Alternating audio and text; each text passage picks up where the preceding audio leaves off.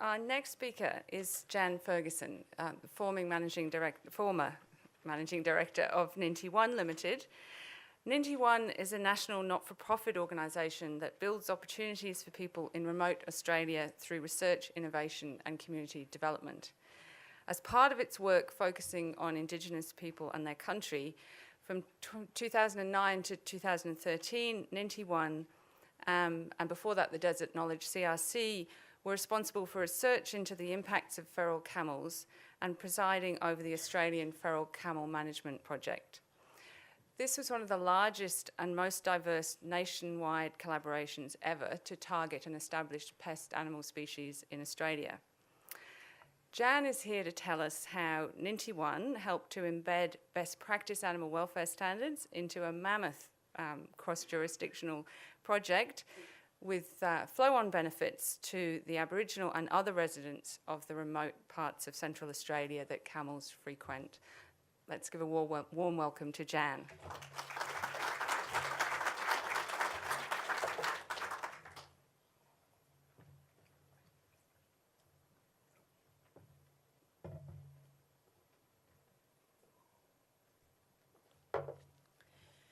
Thank you, Bidda. And thank you for the RSPCA for asking me to be here today. And I'd also like to acknowledge the traditional owners and the traditional owners that we worked with through the entirety of this project, and the traditional owners who've been influential, the Adnyamathanha people of the Northern Flinders Ranges, through the whole of my life. I'm going to talk from a very practical perspective, or try to today, of what we did, and I will try and leave quite a bit of time for questions, because it is a project that doesn't entirely come to the focus of people except by your detractors, which, when the RSPCA speaks out about something, you know what they are. You know that you've got people who don't always agree with what you do. So I'm really happy to answer your questions honestly and fairly at the end of the conversation. Now, I am aware there are some people in the audience who were very passionately involved in this project, who have more expertise than maybe I do. So there may be a point, if I get a curly question, I'll ask one of them to answer it. But our project was about hard choices. We'd done the research, we were a research organisation, we knew how many camels there were, and then it became, what on earth do you do about it? I will refer through this speech to the photos that are there so that you can always understand what they are. And the Toyota speaks for itself. That's what happens when you hit a camel.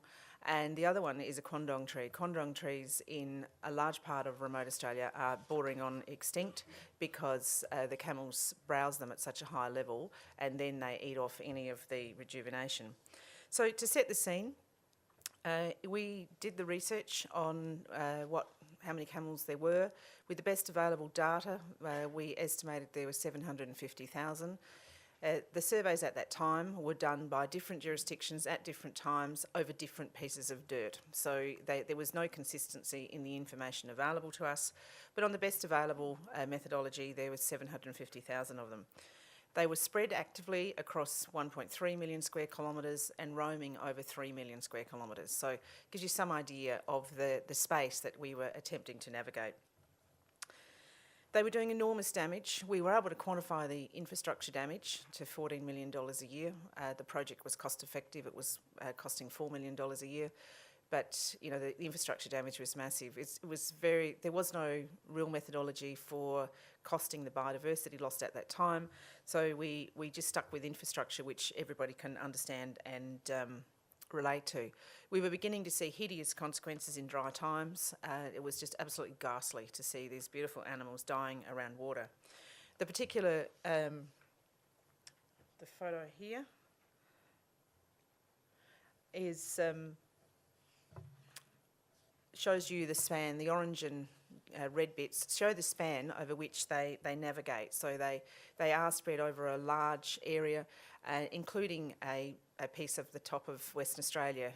They came into Australia in different ways on different boats, so they had different entry points, but they were released once they were no longer useful for transportation in different locations. So the populations are slightly different, but the major hotspot is around the tri-state area of the Northern Territory, South Australian and Western Australian borders.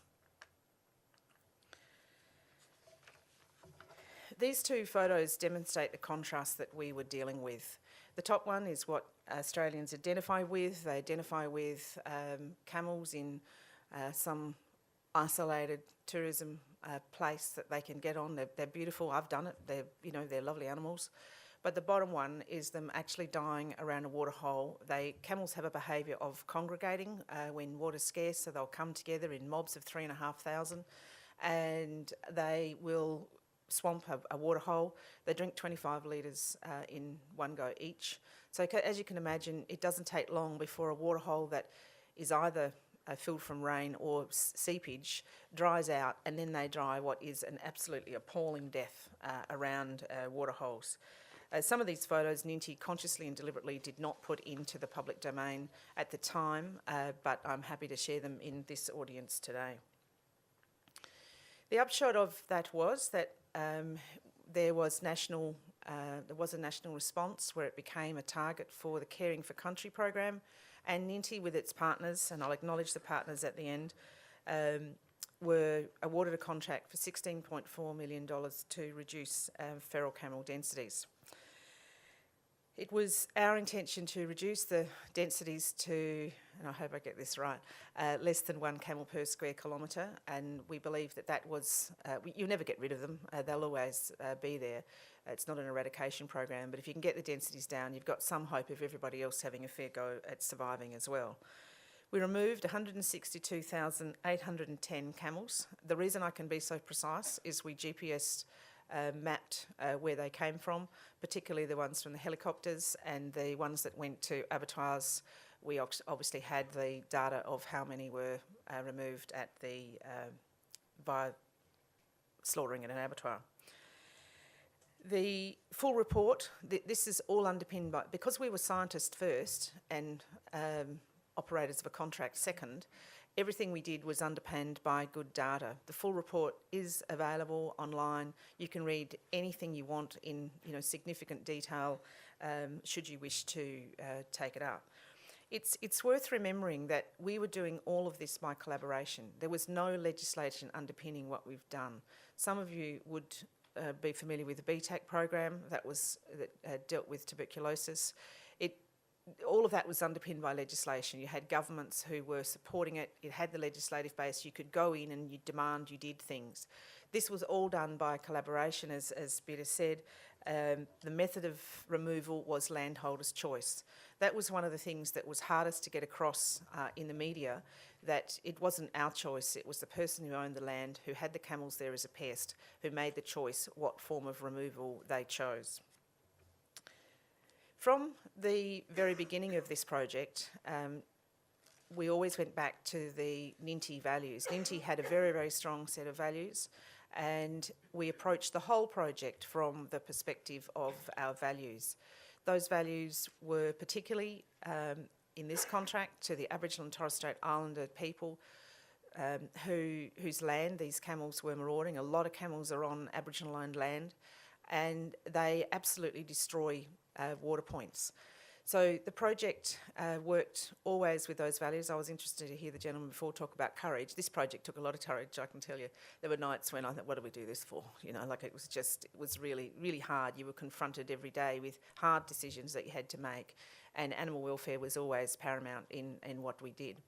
When they rang me up to ask me would I give this speech, I'm thinking, why does animal welfare matter? I'm going, well, it just does, and I'm sort of thinking, I can't stand to give a speech 20 minutes about it just does. So I rang, the people in the team and said, well, what do I say? And I got the same response, well, it just does. And I said, well, yeah, I like that, but, I can't give a speech 20 minutes about it just does.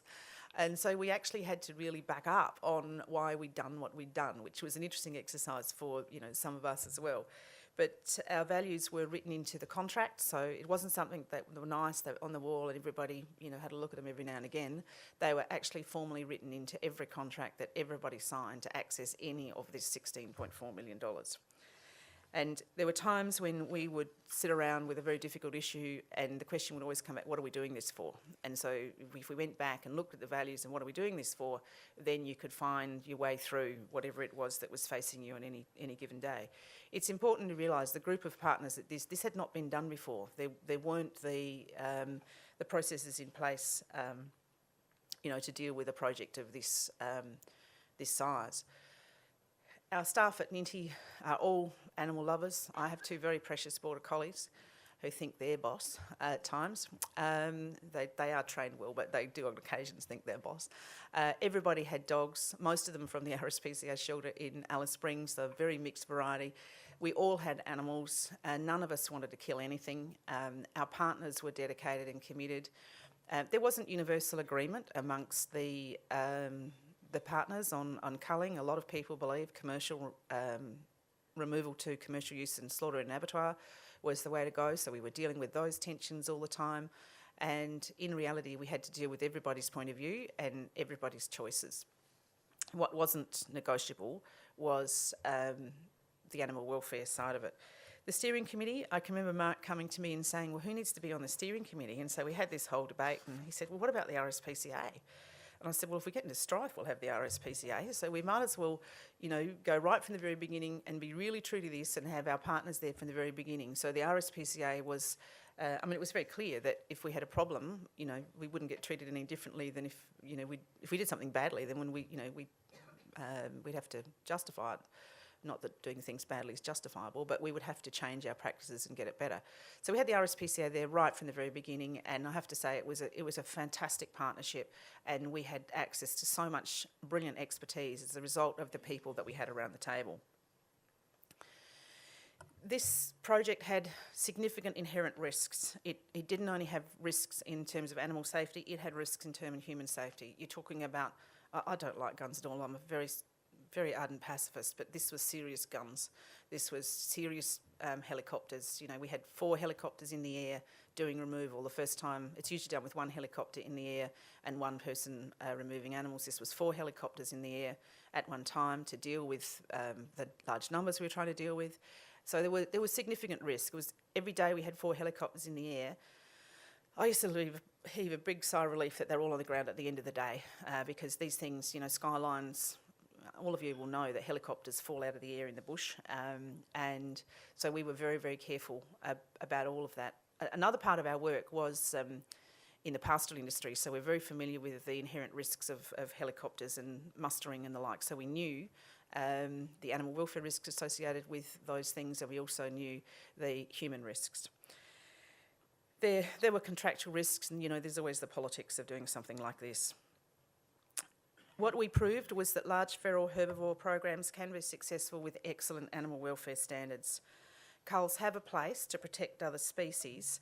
The difficulty with this project, and others of you who deal with the removal of other iconic species will understand, we were dealing with an iconic species that people didn't have a visual image of the damage they did.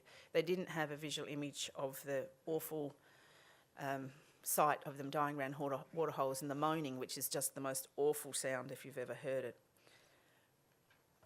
And so we started by, we're a group of scientists, we're not really in this business. So we started by, we'll go back and we'll get all the available data and we'll work things forward. There are people in the room who worked on the overarching codes of practice that we developed, and they were written into the contract. We only let contracts for a year, so we had the opportunity to actually then go back and change the standards if something was wrong. So every year we went through a new contractual process to make sure that the animal welfare breaches, if there were any, were able to be dealt with. We audited every, I can't remember the spacing of it now, but a significant number of culls to ensure that the operators from the helicopters didn't know when that was going to occur, but we had independent vet. Bidder went on one, I think, of the trips to check what we were doing to make sure that it was humane, and our standards of humaneness were very high. We did GPS point the camels that we removed because we didn't want to be subjected to anything that we couldn't actually go and check. So if somebody said, there's something happened that is really bad, we needed to get out there straight away and check it, so we could tell where every camel that we removed had come from. Incidentally, that was very useful to us because there was some slaughter of camels that wasn't by us, that was inhumane, and we were able to say it's nothing to do with us, and to provide commentary on what should have happened. These, as you can imagine, these documents were difficult to prepare, but they provided a detailed instruction to the teams who were doing them, and they weren't negotiable. On the one instance where we had someone who didn't stick to the contractual standards, I actually dealt with that breach myself. So there was no one was getting out of accountability in this project. The other thing about this project is that and this has been proved in the evaluation work we did at the end, we did use very skilled operators. And if any of you are involved in any removal with helicopters and what have you, I can't stress enough how important the use of highly skilled operators is.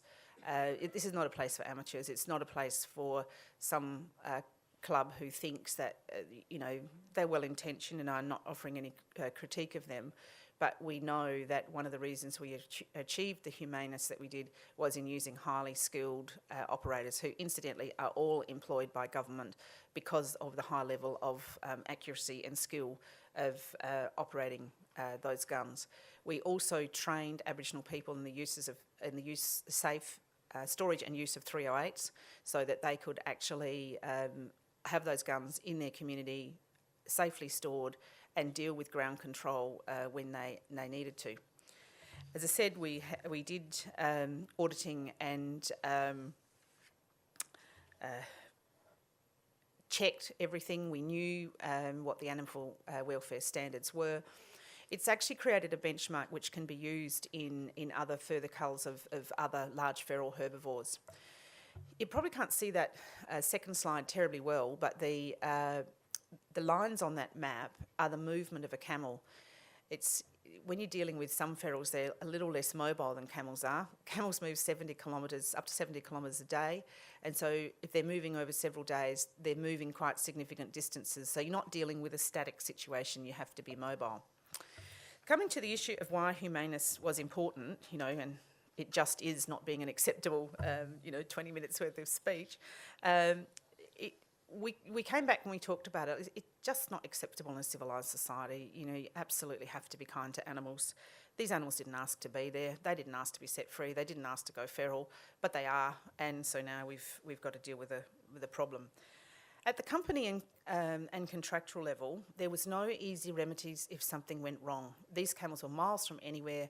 If they were maimed and wandering around, we would have to find them and put them out of their misery. So you couldn't afford to have that happen. You had to be absolutely confident, which is why we always shot twice. You had to be absolutely confident that they were dead. There were high risks associated with an animal welfare breach. Fortunately, society's more across its response to animal welfare breaches, and there were high risks to us as a company if we had an animal welfare breach.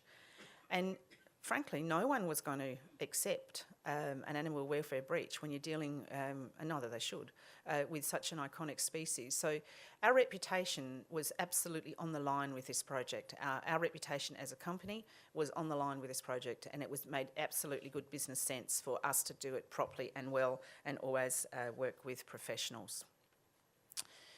The last couple of photos I'll leave you with, this is an image of them when they are alive, roaming across Central Australia. They're not in small mobs. There are thousands of them. And as I said, when it gets dry, they congregate in mobs of up to 3,500. They did and do move into remote Aboriginal communities, and they've just recently walked into Laverton and run amok. What we did was reduce the numbers to a level at a point in time. There'll need to be more work to continue to keep these numbers down. This is the hideous side of it that people don't see. They see the photo before and they get all very emotionally attached to it. What they don't see is this, which is animals dying around a waterhole when water runs out, and everything dies. As you can imagine, we got approached by all of the animal welfare organisations about our approach to this project. I took all of those phone calls, made it very clear that you can have camels, but this is what you'll have, and you won't have any other species surviving, whether it is plant or animal. They will eat everything, and they browse to a very high height, and then they will die themselves. Just in closing, this project wouldn't have been possible without its partners, and as you can see, they are many and varied, and all had points of view which deserved respect and professionalism which they could bring to the project. It was very successful, as I said, in removing 162,000 camels from the landscape humanely. It was the first landscape scale collaborative project to achieve such an outcome. So I'm very happy to take questions, because it's possibly something you haven't been able to ask questions about up till now.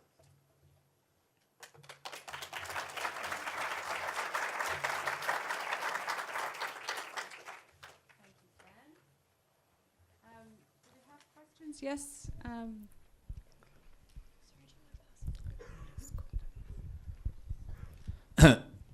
On Ben David, RSPCA Victoria. Thanks for the presentation and excellent activity from one welfare philosophy that has been talked about earlier on. What have you done to try and prevent further breeding of camels and get us back to the same situation in 1, 2 or 3 years forward? We won't get back to there in 1 or 2, 3 years. It'll take a lot longer than that. We have actively sought to have the funding for this program continue. We believe it would take, we actually said this problem was a $56 million problem when we did the original research, and you needed $56 million to get it to a point where landowners could deal with it by ground control whenever an incursion occurred. The government didn't have an appetite for $56 million, but it did have an appetite for $16 million. We advocated for this to go on, but that wasn't successful. What we have done, though, is a lot of training in ground control, so that individual landowners actually have the capacity, like the Aboriginal and Torres, well, there's no camels in the Torres Strait, but Aboriginal people could actually deal with incursions around waterholes. They'll always come to water, it's their Achilles heel. And so we did an enormous amount of training of those landholders to make sure they had the means to actually remove them when they turned up. But I would be dishonest if I stood here and said there will not be a need in the future for further culls, opportunistic culls at times when these animals have bred for one reason or other in a particular location beyond what is sustainable.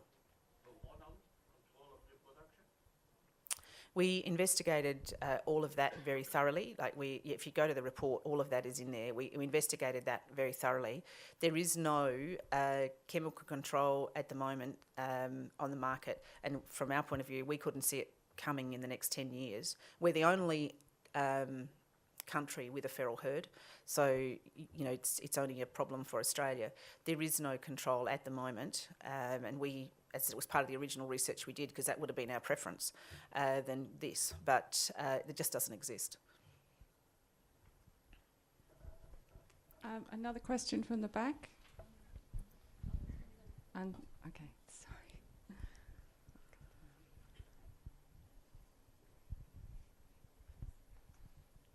Thanks, Jen. Stu Common from RSPCA New South Wales.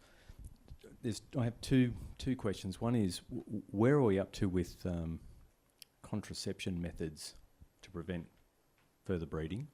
And the second thing is, what was the sort of discussion that must have occurred between animals being shot from the air as opposed to animals being sent to abattoirs, and the different levels of stress and welfare impacts associated with those two outcomes?